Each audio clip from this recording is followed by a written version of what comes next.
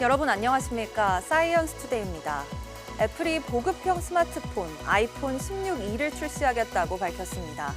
이 모델은 보급형 최초로 자체 개발한 AR 기능이 지원되며 가격도 기존보다 저렴한 99만 원부터 시작하는데요. 보급형 스마트폰은 인도나 동남아 등 신흥국에서 인기가 큰 만큼 애플과 삼성의 대결이 프리미엄급을 넘어 보급형 라인에서도 펼쳐질 전망입니다. 오늘의 주요 뉴스 먼저 만나보시죠.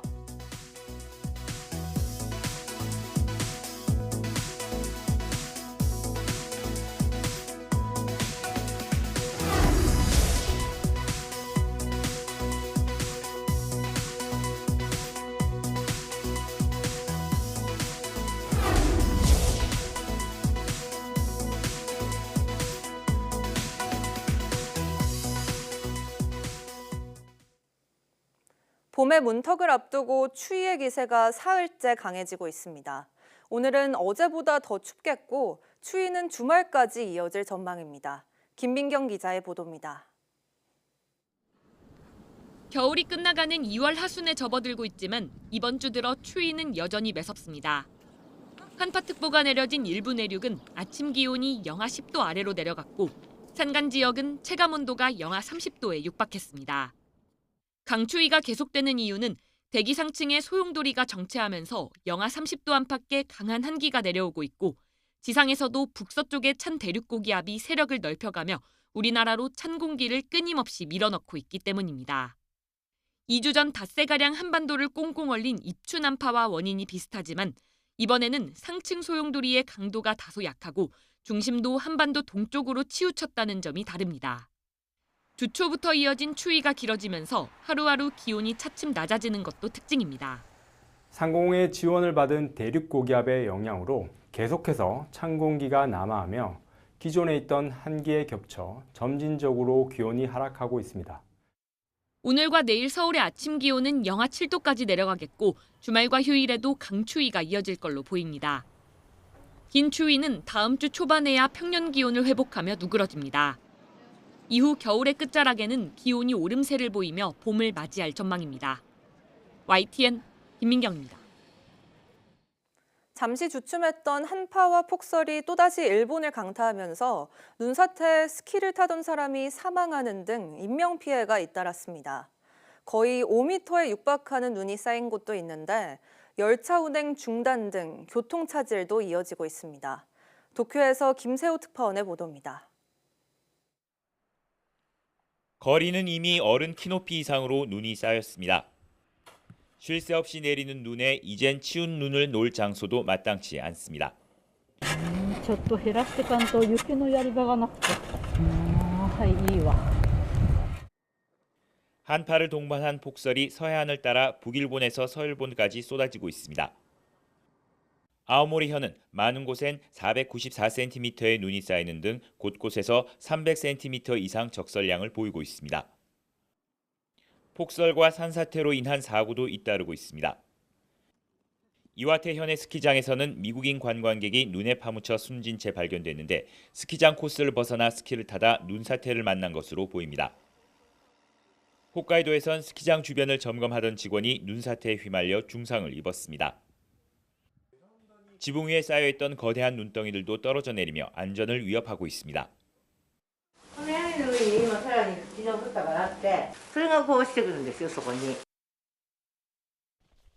이번 달 초에도 일주일 사이 집 근처 눈을 치우다가 눈에 깔리는 사고 등으로 7명이 숨진 바 있습니다.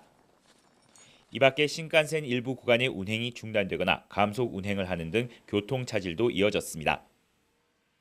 일본 기상청은 이번 한파와 폭설이 다음 주 초까지 계속될 것으로 예상된다며 불필요한 외출은 자제해달라고 촉구했습니다.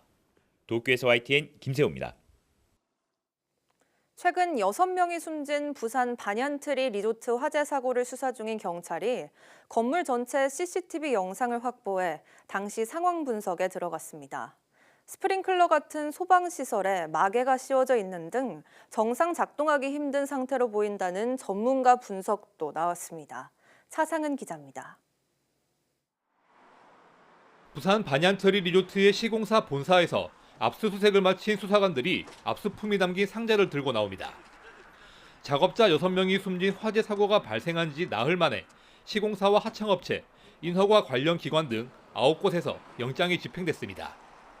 리조트 전체 CCTV 영상을 확보한 경찰은 희생자 6명 모두 1층 승강기 앞에서 발견됐다며 작업자들의 이동 경로 등 화재 당시 상황을 분석하고 있다고 밝혔습니다. 바라보가 그 PS룸 배관 주변으로 확인된 만큼 계속해서 화재 원인을 명확히 하는데 거기에 수사에 중점을 두고 수사력을 집중할 예정이고. 사고 현장을 살핀 전문가는 소방시설이 정상 작동하기 힘든 상태로 보인다는 의견을 냈습니다. 화재 초기에 제대로 작동했다면 큰 인명피해로 번지지 않았을 거란 점에서 책임 소재를 판단할 단서가 될 거로 보입니다. 스프링클러도 마찬가지로 캡이 씌워진 상태로 이렇게 존재하고, 단자라고 해서 감지기를 이렇게 연결하는 그 베이스만 있고 실제로는 감지기는 다 빠져 있는 그런 상황도 있습니다. 경찰은 리조트의 사용 승인 이후에도 대규모 공사가 이루어진 게 문제가 없는지도 살펴보고 있습니다. 도면대로 건축됐는지, 인허가 절차에는 문제가 없는지 조사한 뒤 수사 범위를 결정할 계획이라고 경찰은 밝혔습니다. 업무상 과실치사 혐의로 공사 관계자 일부가 입건된 가운데 수사 상황에 따라 대상자는 더 늘어날 전망입니다. YTN 차상입니다. 초고령화 사회로 진입한 우리나라. 고령 택시 운전사와 화물차 기사 등도 늘어나고 있는데요. 하지만 기존 자격검사 제도의 합격률이 99%에 가까워 유명무실한 자동문 검사 아니냐는 지적이 끊이지 않았습니다. 이에 정부가 사고 예방을 위해 고령 운수종사자 자격 검사 기준을 대폭 강화하기로 했습니다. 오동건 기자가 보도합니다. 지난해 7월 60대 후반 운전자가 9명의 사망자를 낸 시청역 역주행 사고. 운전자 차모 씨가 40여 년간 경력의 버스기사라는 사실이 밝혀지며 충격을 줬습니다. 시청역 사고로 촉발된 고령자 운전 문제 해결을 위해 정부가 65세 이상 고령 택시, 버스, 화물기사의 평가를 강화합니다. 매년 100명 중 한두 명만 탈락하던 정기 자격유지 검사의 판정 기준을 높이는 것이 핵심입니다. 지금까지는 7개 항목 중 최저 등급인 5등급을 2개 이상 받으면 불합격이었지만 앞으로는 사고 발생 관련성이 높은 시야각과 도로찾기 등 4개 항목 중 4등급이 2개 이상만 나오면 부적합 판정을 받게 됩니다. 또 75세 이상은 병원에서 하는 의료적성 검사로 자격유지 검사를 대체할 수 없고, 검사에 떨어진 뒤 반복 숙달로 통과하는 것을 막기 위해 재검사 제한 기간을 30일로 늘리고 4차부터는 아예 새로운 기준으로 검증하도록 했습니다. 건강 문제로 발생하는 사고 예방을 위해 추적 검사도 의무화됩니다. 고혈압, 당뇨는 운전 중 실신을 유발할 가능성이 있는 만큼 초기 고혈압, 당뇨, 진단, 의료구는 현재처럼 운전은 할 수 있으나 6개월마다 혈압, 혈당 검사를 제출하도록 하여 추적 관리할 계획입니다. 정부는 이 같은 내용을 담은 개정안을 4월 1일까지 입법 예고하고 빠르면 하반기엔 시행되도록 남은 절차를 진행할 계획이라고 밝혔습니다. YTN 오동건입니다. 의사 숫자는 국가에서 관리하기 때문에 해마다 의대 신입생 총 정원은 보건복지부가 심의를 거쳐 정하고 있습니다. 그런데 복지부가 내년도 신입생 증원폭을 각 대학 총장이 변경할 수 있도록 하자는 의견을 국회 보건복지위원회에 냈습니다. 대학에 선택권을 주는 것처럼 보이기도 하지만 국가가 져야 하는 책임을 떠넘기는 것 아니냐는 지적도 나옵니다. 김주영 기자가 보도합니다. 1년 넘게 계속되고 있는 의정 갈등 속에 내년도 의대 정원은 아직 정해지지 않고 있습니다. 정원을 정하는 추계위원회와 관련된 법안은 이제 국회 보건복지위원회 법안심사 소위에 올라갔습니다. 그런데 이 자리에서 복지부가 부칙을 만들자는 의견을 냈습니다. 각 대학 총장이 오는 4월 30일까지 의대 모집 인원을 변경할 수 있고 이 경우 교육부 장관과 사전 협의를 해야 한다는 내용입니다. 최근 들어 정부는 각 대학의 상황에 따라 원점에서 의대 증원을 검토할 수 있다는 입장을 밝혀왔습니다. 그러니까 증원 규모니까 만약 3,058명서부터 5,058명 안에 특정한 숫자를 염두에 두지 않고 수급 추계 등을 통해 가지고 현장 의견을 들어서 조정하겠다는 의미입니다. 대학의 의대 증원에 대한 선택권을 주는 것이냐는 질문에 복지부는 추계위 등을 통한 정상적인 절차가 진행되지 못할 때를 대비한 것이라고 설명했습니다. 그래서 그 수급추위원회 구성하고 거기서 논의해가지고 의사결정하는 것이 기본이고요. 네네. 이제 그게 안 됐을 때 어떻게 할 거냐. 이게 시한이 있는 문제니까. 하지만 의정 갈등에 실마리를 전혀 풀지 못하고 있는 정부가 책임을 대학에 넘기는 것 아니냐는 지적도 나옵니다. 복지부는 만약을 대비한 조항이라고 해명했지만 내년 의대 입시의 경우에는 부칙 내용에 따라 진행될 가능성이 크기 때문입니다. 추계위 구성, 의료정책심의 심의 등의 절차를 정상적으로 밟으려면 이미 입시 일정을 맞추기 어렵습니다. 일단 정치권은 한 차례 더 법안 심사를 한 뒤 이르면 이달 안에 본회의 처리를 추진한다는 방침입니다. YTN 김주영입니다. 의정 갈등 상황이 지속하면서 지난해 국립대병원들 적자가 5,662억 원으로 한 해 전보다 2배 가까이 늘어난 것으로 나타났습니다. 보건복지부는 이에 따라 국립대 병원들이 중증 응급 필수 진료 체계를 유지하고 안정적으로 운영될 수 있게 재정 지원과 건강보험상 조치들을 시행했다고 밝혔습니다. 신규 의료 인력 확충과 연장 진료 등을 위해 2차례에 걸쳐 2,029억 원을 투입했으며 3,365억 원 규모의 요양급여도 선지급했다고 전했습니다. 또한 앞으로도 국립대 병원들과 밀접하게 소통해 경영 상황 등을 지속적으로 감시하고 필요한 사항을 조치할 예정이라고 설명했습니다. 국내 연구진이 신경 손상 없이도 안전하게 감쌀 수 있는 전극을 개발했습니다.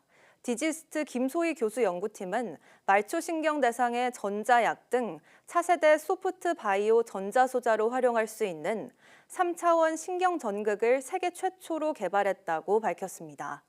이번에 개발된 전극은 소프트 구동 방식을 활용해 신경을 압박하지 않으면서도 전극이 스스로 구부러져 신경을 감싸는데 별도의 작동과 봉합 없이도 안정적으로 고정됩니다.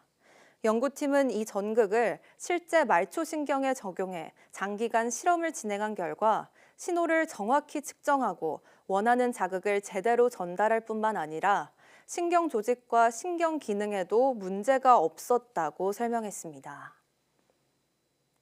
운동할수록 뼈가 더 강해지는 것처럼 반복적으로 사용할수록 더욱 단단해지는 신소재가 개발됐습니다. 카이스트 강성훈 교수 연구팀은 존스 홉킨스, 조지아 공과대학과 공동 연구를 통해 세포 작용에 의존하지 않고도 응력을 가하면 스스로 미네랄을 합성해 더욱 강해지는 신소재를 개발했다고 밝혔습니다. 연구팀은 세포 작용을 대체하기 위해 힘을 많이 가할수록 더 많은 전하를 생성하는 다공성 압전 바탕재를 만들고 그 안에 피와 유사한 미네랄 성분을 갖는 전해질을 넣어 복합 신소재를 만들었습니다. 이어 개발한 신소재에 주기적인 힘을 가한 뒤 물성 변화를 측정한 결과 응력의 빈도와 크기에 비례해 단단함이 향상되고 충격 흡수 능력 역시 높아짐을 확인했다고 설명했습니다.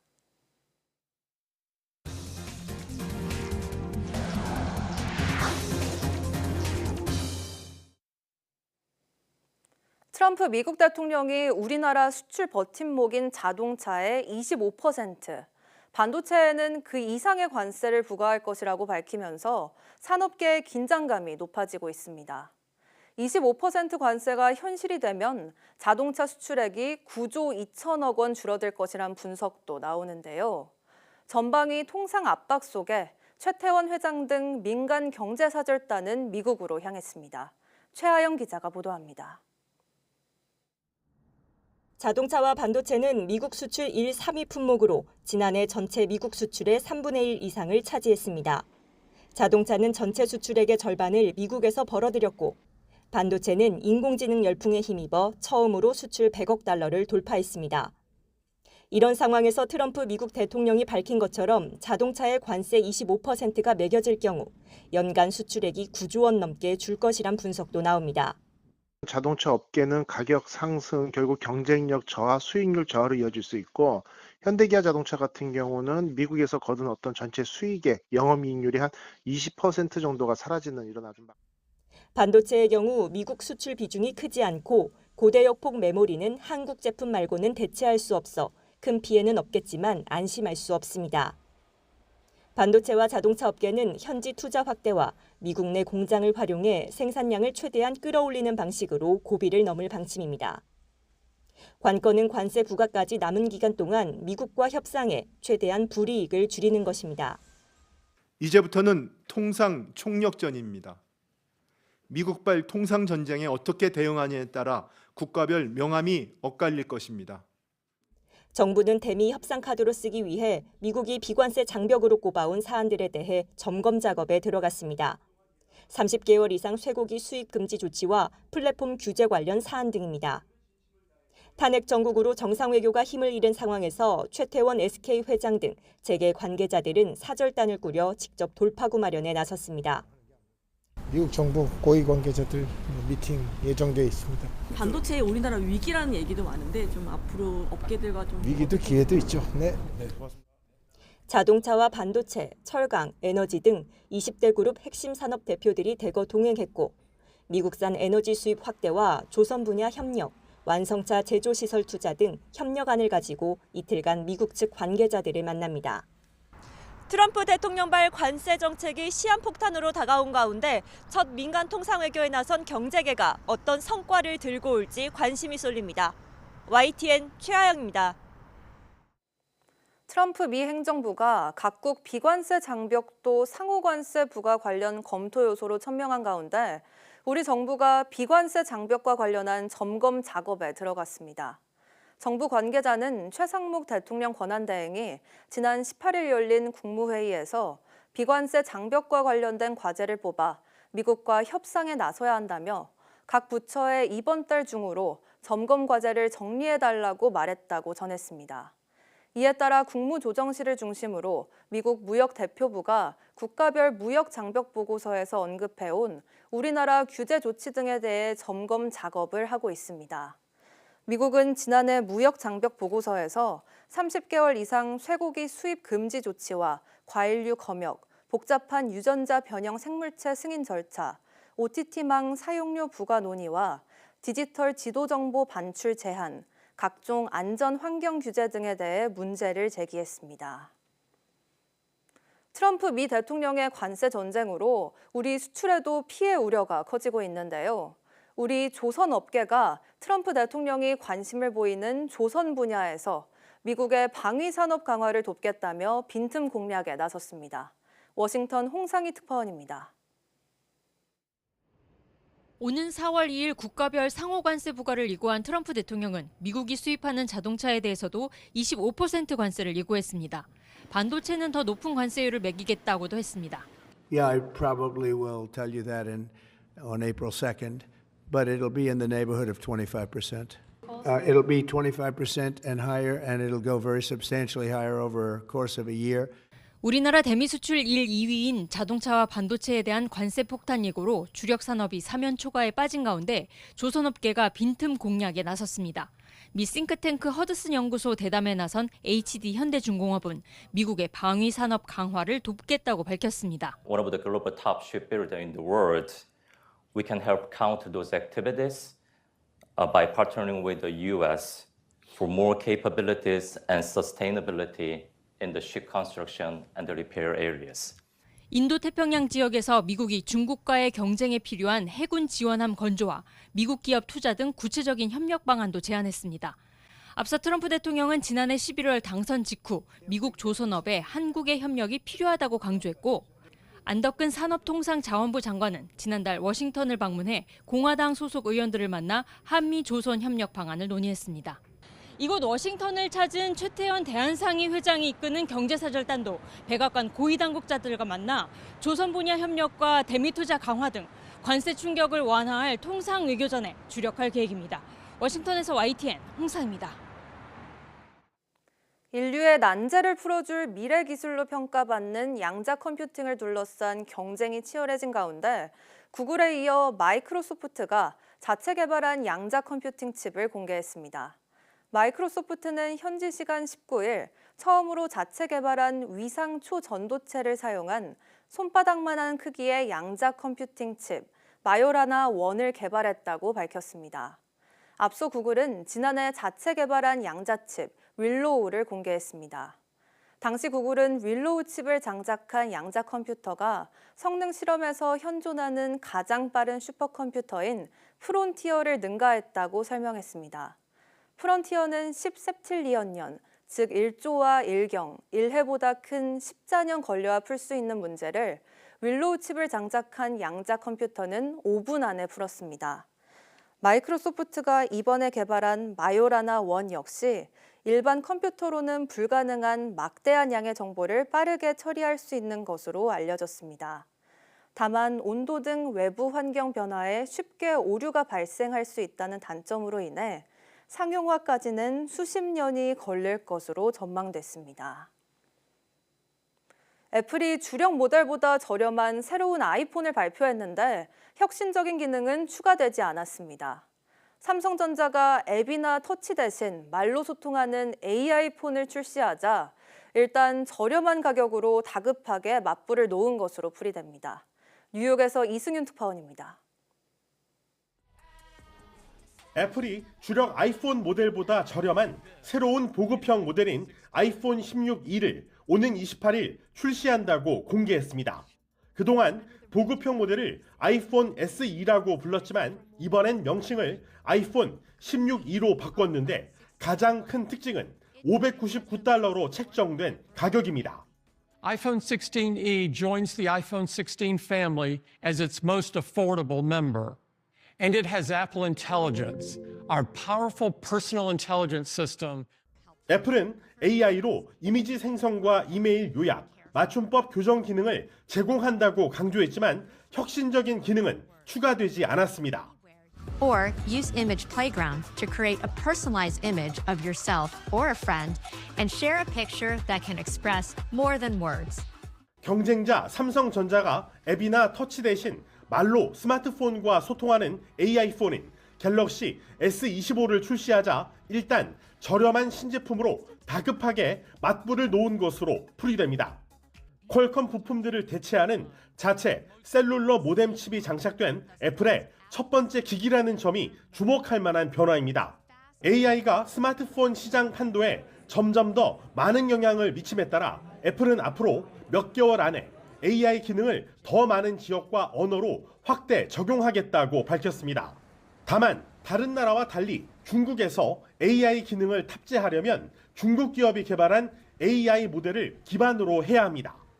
애플은 알리바바와 손잡고 중국에서 AI 기능을 탑재한 신형 아이폰을 이르면 오는 5월에 출시해 최근 감소세를 보였던 아이폰의 매출 회복을 노린다는 계획입니다. 뉴욕에서 YTN 이승윤입니다. 올해 하반기부터는 애플의 아이폰에도 차세대 문자 전송 서비스 RCS가 도입돼 삼성전자 갤럭시 스마트폰과 대용량 파일을 주고받거나 채팅 형식으로 문자를 나눌 수 있을 전망입니다. 방송통신위원회는 어제 애플 측에 아이폰에도 기존 문자 메시지를 대체하는 RCS를 도입하도록 권고하는 행정 지도를 내렸다고 밝혔습니다. 또 그동안 삼성 갤럭시 시리즈 등 안드로이드 기반 스마트폰과 애플 아이폰 이용자의 불편을 해소하기 위해 이동통신 3사와 애플 사이에서 협의를 중재해 왔다고 설명했습니다. 애플은 국내 아이폰 이용자들의 편의성을 높이기 위해 방통위 권고에 따라 올 하반기까지 RCS를 이용할 수 있게 하겠다고 밝혔습니다.